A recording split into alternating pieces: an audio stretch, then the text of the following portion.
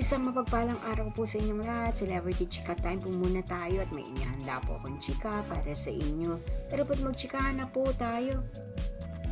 Asia's multimedia star na si Alden Richards, pinagkaguluhan ng kanyang mga fans sa kanyang taping o shooting. Yes, mga maka-celebrity chika time, yan po ang ichichika ko sa inyo na lubos rin pong usap-usapan sa social media ng mga netizens, lalong-lalo na nga po ng mga followers at supporters ni Alden. And of course, bago po tayo dumako riyan, nais ko po munang batiin mga team bahay, team abroad at mga seniors natin dyan. Shout out po sa inyong lahat at happy Wednesday po. Matapos nga pong kaliwat kanan ng mga event na dinaluhan ng ating Asia's multimedia star, ay balik taping na naman nga po ito para sa kanyang upcoming teleserye sa GMA Ang Pulang Araw.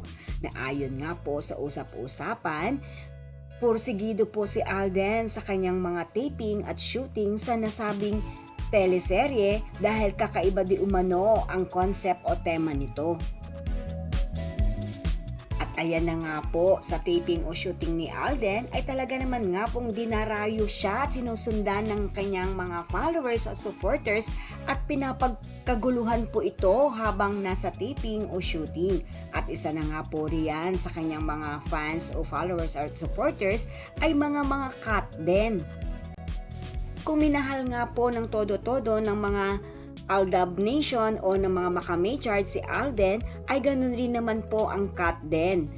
Tunay naman nga pong dahil sa kanilang reunion movie, Hello Love Again ay muli na naman nga pong nabuhay ang mga cut din fans. Yan po ang aking chika updates for today. Salamat po sa inyong panunood. Huwag po kalimutang mag-subscribe. Pwede po mag-comment sa ibaba. Basta't wag lamang po harsh o nakakasakit sa isa't isa. Salamat po muli. Spread love, not hate.